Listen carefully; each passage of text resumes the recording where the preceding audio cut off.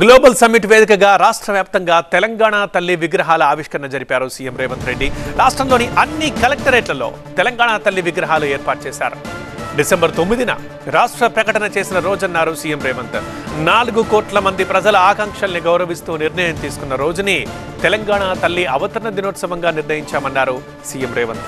స్వరాష్ట్ర ఏర్పాటు తర్వాత సంక్షేమం అభివృద్ధిలో దేశంలోనే నెంబర్ 1గా మార్చామన్నారు. సోనియా, మన్మోహన్లను ఎప్పటికీ తెలంగాణ ప్రజలు మరవబోరన్నారు CM Revanth Reddy. Global summit వేదికగా పెట్టుబడులు పెట్టిన పారిశ్రామికవేత్తల సమక్షంలో కేంద్ర రాష్ట్ర ప్రభుత్వ అధికారుల సమక్షంలో తెలంగాణ తల్లి విగ్రహ ఆవిష్కరణ ఈ కార్యక్రమం జరుపుకోవడం ఎంతో సంతోషం, ఒక శుభ పరిణామం.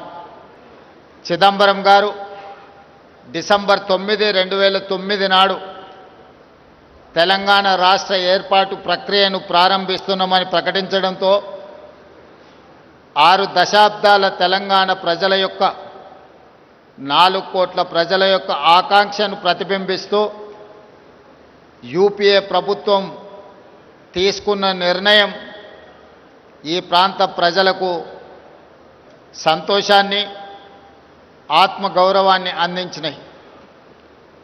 అందుకే తెలంగాణ రాష్ట్రం ఏర్పడిన తర్వాత మొట్టమొదటిసారి ఏర్పడిన ప్రజాపాలన ఇందిరమ్మ రాజ్యంలో డిసెంబర్ 9కు ఉన్న ప్రాధాన్యతను గుర్తించి 60 సంవత్సరాల ప్రజల యొక్క బలమైన ఆకాంక్షను నెరవేర్చిన పర్వదినాన్ని తెలంగాణ తల్లి అవతరణ దినోత్సవంగా జరుపుకోవాలని తెలంగాణ రాష్ట్ర ప్రభుత్వం అధికారిక నిర్ణయం తీసుకొని ప్రతి సంవత్సరం డిసెంబర్ 9 నాడు తెలంగాణ తల్లి ఆవిష్కరణ ఉత్సవాలను జరుపుకుంటున్నాం.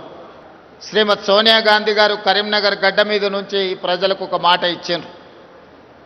మీ ఆలోచన, ఆకాంక్ష నాకు తెలుసు, తప్పకుండా నెరవేరుతుంది అని.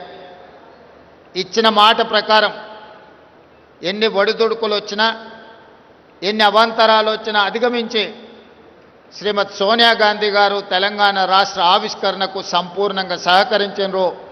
ఈనాడు స్వరాష్ట్ర కళ నిజమై ఈరోజు తెలంగాణ రాష్ట్రంలో నిటారుగా నిలబడి సంక్షేమము, అభివృద్ధిని దేశంలోనే నెంబర్ 1గా తెలంగాణ రాష్ట్రం తీర్చిదిద్దుకుంటున్నది. మా సంక్షేమ అభివృద్ధి కార్యక్రమాలలో శ్రీమతి సోనియా గాంధీ గారి స్ఫూర్తి, డాక్టర్ మన్మోహన్ సింగ్ గారి యొక్క విజన్ ప్రస్ఫుటంగా అమలు జరుగుతుంది.